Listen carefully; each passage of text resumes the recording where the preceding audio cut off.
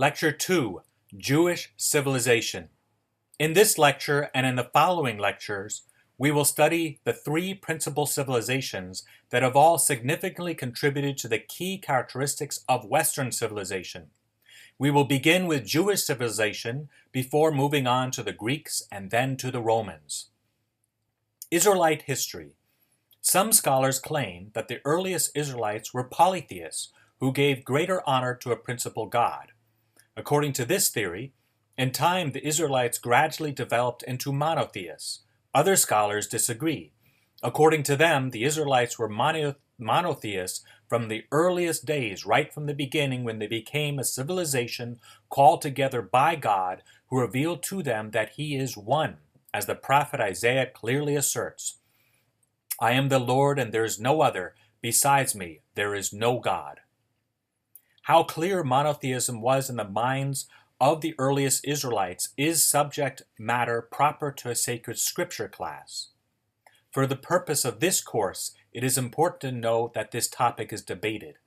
In terms of faith, though, even if some or many of the earliest Israelites had pronounced polytheistic tendencies, this would only mean that their beliefs are not in accordance with reality, since God is one and there are no other gods, despite what people might want to believe. Later, during the time of the New Testament, God, as a trinity of persons in one divine nature, was revealed. Abraham and the Hebrew people. The civilization of God's chosen people was called into existence around 2,000 to 3,000 years ago, BC, when a man living in modern-day Iraq by the name of Abram was chosen by God. According to a common explanation, during that time, the Assyrians, whose central base was situated in modern-day Syria, were fighting with the Babylonians, whose center was in Iraq. While the Assyrians were fighting the Babylonians, a Babylonian man by the name of Terah was living in the Iraqi city of Ur, and the ruins of this ancient city are still visible today. Fearing his life, Terah fled, and you can read all of this in Genesis chapter 11, and arrived in the city of Haran, possibly located in modern-day Turkey.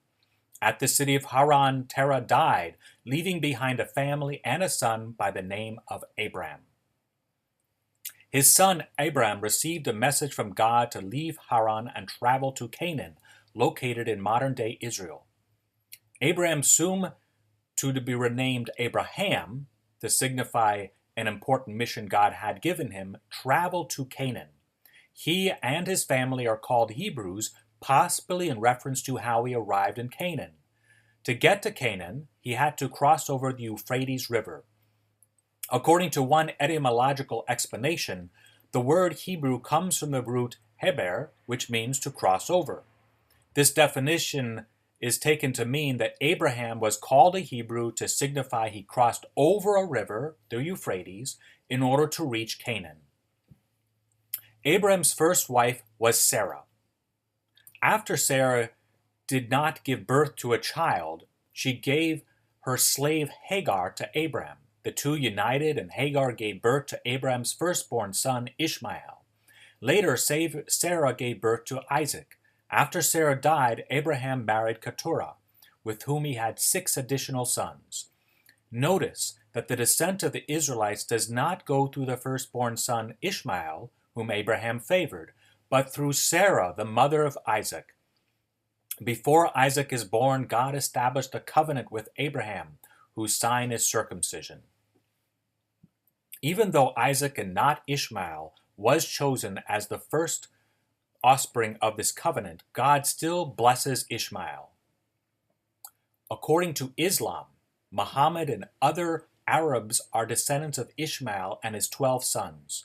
Christians and Jews, on the other hand, trace their Abrahamic spiritual lineage, which may or may not have a physical component to it, through Isaac. Jews, Muslims, and Christians all, though, see themselves as descendants of Abraham but through 2 different paths. Jacob and the Israelites. Abraham's second son, Isaac, marries Rebekah, who gives birth to twins, Esau and Jacob.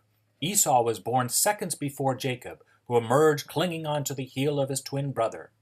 Once again, the younger son, and not the eldest, was chosen by God. Jacob was chosen to be the father of the 12 tribes of Israel. Before this occurs, though, God changes Jacob's name to Israel after Jacob wrestles with an angel.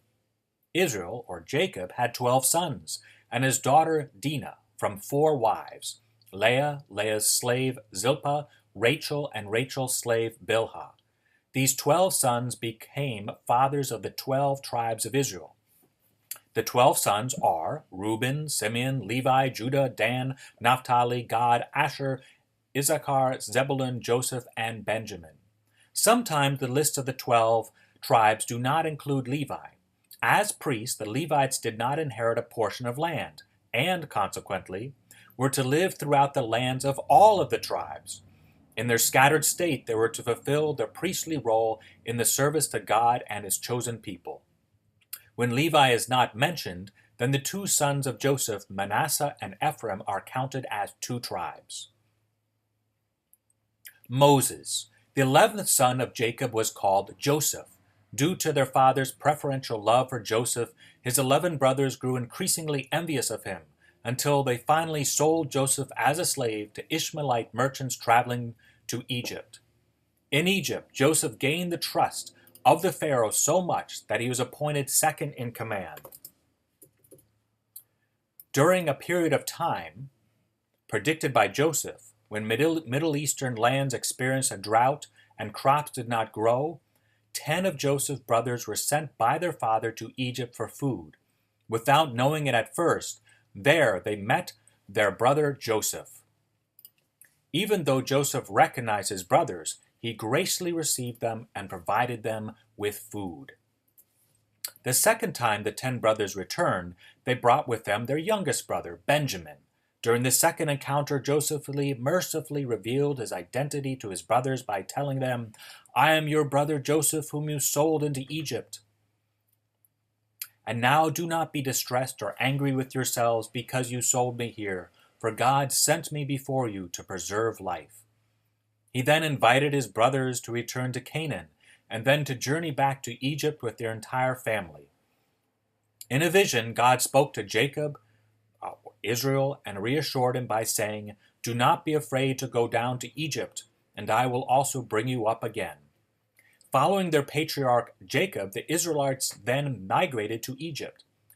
God's promise to Jacob that his people would return to Canaan was fulfilled through Moses. Moses grew up under a Pharaoh who disliked the Israelites and enslaved them. To eliminate the Israelite civilization and the culture, he ordered all Israelite male babies to be killed. When Moses was born, his life was saved when his mother placed him in a basket in a river while his sister Miriam watched. Upon coming across the basket, Pharaoh's daughter adopted the baby and named him Moses. Pharaoh tolerated Moses' presence until Moses, as a young man, murdered an Egyptian. When word reached the Pharaoh of Moses' deeds, he ordered Moses to be found and killed. Moses fled for his life and sought refuge with the Midianites, where he married a Midianite woman named Zipporah. While working as a shepherd on Mount Horeb, God was revealed to Moses in a burning bush whose flames lit it up but did not consume it. And after Moses removed his sandals as a sign of respect, God said, "I've observed the misery of my people who are in Egypt. I've heard their cry on account of their taskmasters.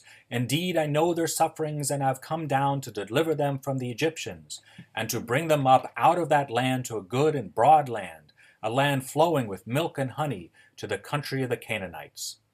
Despite protesting that he had a speech impediment, Moses, aided by his brother Aaron, known for his eloquence, led the Israelites out of Egypt through the Sinai Desert for 40 years to the Jordan River. The Israelite exodus out of Egypt to the promised land of Canaan took place sometimes during the Egyptian New Empire era, and that was from 1500 to 1000 BC, consisting of the 11th to the 17th dynasties, Egyptian dynasties. At Mount Sinai, God revealed to Moses the written Torah, whose core is the 10 Commandments, and, according to Jewish tradition, God also revealed oral Torah. Joshua. Upon reaching the Jordan River, the Bible states that God told Moses, "This is the land of which I swore to Abraham, to Isaac, and to Jacob, saying, I will give it to your descendants. I've let you see it with your eyes, but you shall not cross over there." From a Catholic perspective, the name Joshua is of great importance, since the English name Joshua originally, via Latin and Greek, comes from the Hebrew name Joshua, Yehoshua, meaning God saves. The names Joshua and Jesus, therefore, are interchangeable with one another. According to the Catholic faith, Jesus Christ as a new Joshua fulfills the Joshua of old by not leading people over a body of water into an earthly promised land, but instead by leading his people over the waters of death into the promised land of heaven. Judges. The book of Joshua is followed by the book of Judges, named after 12 leaders of Israel. These leaders were not kings with a centralized government, but rather highly gifted individuals that God inspired to direct his people when needed. The 6 judges that are written about in detail are Othniel, Ehud, Deborah, who is helped by Barak, Gideon, Jephthah, and Samson. Along with these 6 major judges, 6 other minor judges are mentioned in passing. In 1 Samuel, the last 2 judges are described, Eli and Samuel, who also was considered a prophet. Near the end of Samuel's life, the Israelites repeatedly demanded, "There must be a king over us. We too must be like other nations, with a king to rule us and to lead us in warfare and to fight our battles." God indicated his displeasure with this request by telling Samuel, "It is not you they reject as judge and prophet. They're rejecting me as their king." The Lord then added, "Now grant their request, but at the same time, warn them solemnly and inform them of the right of the king who will rule them." The first king whom God directed Samuel to anoint was Saul from the tribe of Benjamin. Kings. As the chart in your transcript indicates, the Israelites only remained united as a people under the first 3 kings who lived under the turn of the century, and that was 1000 BC. Saul, David, and Solomon. After Solomon died, his united kingdom was divided into 2. Jeroboam I ruled over the northern lands called Israel, whose capital city was Samaria. Rehoboam, Solomon's son, ruled over the southern lands called Judah, whose capital city was Jerusalem. Assyrian exile. In 722 BC, the Assyrian king Sargon II defeated the northern kingdom of Israel and deported its people. Babylonian captivity and the Jewish people. A few centuries later, the southern kingdom of Judah also was exiled by the Babylonians between 598 to 586 BC. To make matters worse, in 586, to the great horror of the Jewish people, the Babylonian king Nebuchadnezzar destroyed Jerusalem. Notice that the term Jewish people is used here and not Israel. This is because the tribes that consisted of the northern kingdom of Israel are considered lost to history, and those tribes are specifically Reuben, Issachar, Zebulun, Dan, Naphtali, Gad, Asher, Ephraim, Manasseh, and some people from the landless priest tribe of Levi. The remaining true tribes of Judah and Benjamin, plus members from the landless priest tribe of Levi, belong to the southern kingdom of Judah. Only people of the southern kingdom of Judah were able to keep their identity intact as a civilization. At least this is what is commonly stated. The people of Samaria, who claim to be the descendants of the northern tribe of Israel, though, think otherwise. The Persians and Cyrus the Great. The survival of the Jewish people as a civilization was providentially helped when in 538 BC, the Persian king Cyrus II defeated the Babylonian Empire and permitted the Jews to return to their homeland.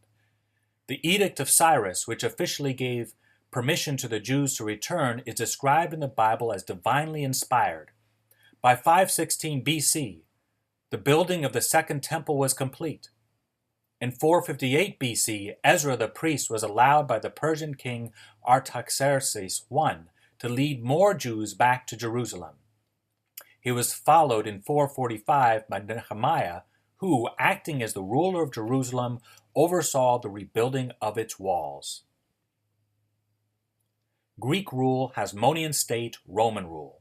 In the following century, the Persian Empire was replaced by a Greek Empire when the northern Macedonian Alexander the Great, lived from 356 to 323, defeated the Persians. As Emperor Alexander continued the Persian policy of religious toleration. He even recognized the Jewish high priest of Jerusalem as a Jewish representative to his rule.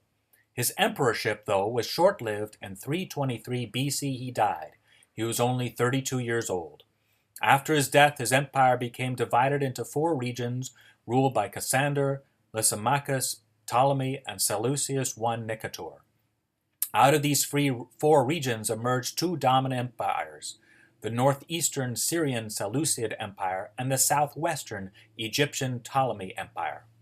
The Jewish people living in the province of Judea, first established by the Persians, were sandwiched in between these 2 Greek empires in competition with one another. Since the Ptolemaic Empire adhered more to the Persians and the Alexander the Great's policy of religious tolerance, many Jews migrated westward to Egyptian land and settled around the Egyptian city of Alexandria, named in honor of Alexander the Great.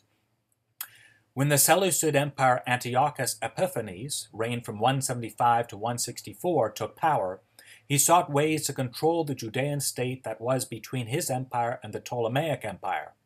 One way he did this was by replacing Judea's high priest Onias III and replacing him with the more malleable, more controllable Jason, brother of Onias III. Jason set out to change Jerusalem into a Greek city, complete with a Greek gymnasium, and even by renaming it Antiochia in honor of Antiochus. 2nd Maccabees describes other ways by which Jason tried to cause the Jewish people to leave behind the Judaism and embrace Greek culture and religion. Desiring to speed up the assimilation of the Jewish people to Greek ways, in 167 BC, Emperor Antiochus banned the practice of Judaism. Those found guilty of circumcising boys and/or observing the Jewish Sabbath were, he ordered, to be killed. He also forced Jews to participate in pagan rites and to eat pork. Finally, he had the Jerusalem temple desecrated and consecrated to the Greek god Zeus. The Jewish priest Mattathias responded by rebelling against Antiochus' dictatorship. In 165 BC, when Mattathias died, his defiance was continued by his son Judas Maccabee, who wisely became an ally of the Romans, who were rapidly rising in power. In 161 BC, the Romans, who had conquered Macedonia a few years ago in 168 BC, agreed to be an ally. Aided by the Romans, in 140 BC, the Jewish people regained their lands and established the Hasmonean dynasty that lasted up until 37 BC, when the Romans installed King Herod the Great as king of Judea, and he reigned from 37 to 4 BC. God bless.